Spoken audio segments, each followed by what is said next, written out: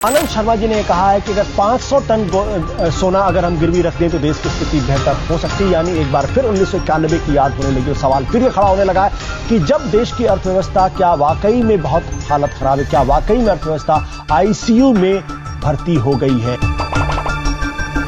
मनमोहन सरकार पर घोटाले का सबसे बड़ा अटैक हुआ है। 2G घोटाला, कोयला घोटाला, मनरेगा घोटाला, एक के बाद एक 3 घोटाले की फाइल आज खुली। मनमोहन सरकार घोटाले के जाल में ऐसे फंसी है, जितनी कोशिश निकलने की होती है उतना ही सरकार फंसती जा रही है। दिल्ली हाईकोर्ट के गेट नंबर 5 के करीब आज सुबह 10:14 पर एक जोरदार धमाका हुआ, जिससे आसपास का पूरा इलाका दहल गया। मैं आपकी स्टेट को चैलेंज करता हूं कि इन 20 साल में वो एक एविडेंस देंगे कि जम्मू कश्मीर लिबरेशन फ्रंट को पॉलिटिकल मूवमेंट के बगैर वायलेंस के साथ किसी किस्म का ये एक एविडेंस। मैं आपको देता हूं एविडेंस।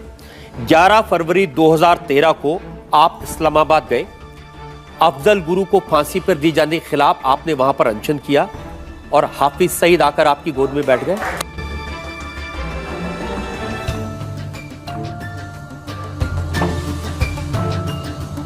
हमने वजीर आजम से बात करी, हमने सोनिया गांधी जी से बात करी। सोनिया गांधी जी को उस हादसे की हमने तस्वीरें दिखाई तो उनके आंसू फूट पड़े और उन्होंने हाथ जोड़कर कहा कि ये तस्वीर मुझे मत दिखाओ, फौरन जाओ वजीर आजम से बात करो। सुप्रीम कोर्ट में अयोध्या मसले की सुनवाई को अगले लोकसभा चुनाव तक टालने की दलील देने के बाद सुन्नी वक्फ बोर्ड के वकील कपिल सिब्बल चौतरफा घिरते दिख रहे हैं। पीएम मोदी और बीजेपी के हमले के बाद अब उस सुन्नी वक्फ बोर्ड ने ही सिब्बल से किनारा कर लिया है, जिसका पक्ष रखते हुए उन्होंने सुप्रीम कोर्ट में दलील दी थी। मोदी सब अपनी बात कहते हैं साहब किसी ने नहीं किया, बहुत कोशिश की, उन्हीं के बीजेपी ने भी कोशिश की, कुछ नहीं हुआ। अब मोदी साहब क्या कर लेंगे? अब 370 की बात करते हैं, वो कभी भी अगर वो 10 दफा भी हिंदुस्तान के प्राइम मिनिस्टर बनेंगे वो 370 को नहीं छू सकते।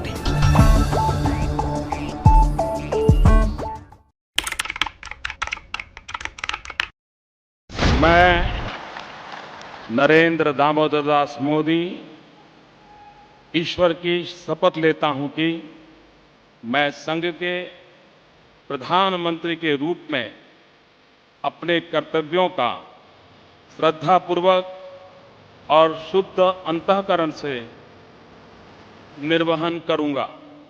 कृषि हो, उत्पादन हो, सर्विस सेक्टर हो, खनन हो, भारत हर तरफ से बढ़ भी रहा है। भारत की अगर अर्थव्यवस्था की बात करें तो बड़े देशों की तुलना में भारत तेजी से आगे बढ़ भी रहा है और दुनिया भर में अब ये कहा भी जा रहा है कि इस मंदी से भारत दुनिया की मदद कर भी सकता है। कांग्रेस सांसद धीरज साहू के ठिकानों से आयकर विभाग की टीम ने अब तक 300 करोड़ रुपए बरामद किए हैं और ये आंकड़ा कहा जा रहा है कि अभी और बढ़ सकता है, क्योंकि धीरज साहू के ठिकानों पर नोटों की गिनती लगातार जारी है। भारतीय सेना ने सर्जिकल स्ट्राइक्स कल उन लॉन्च पैड्स के ऊपर किए हैं।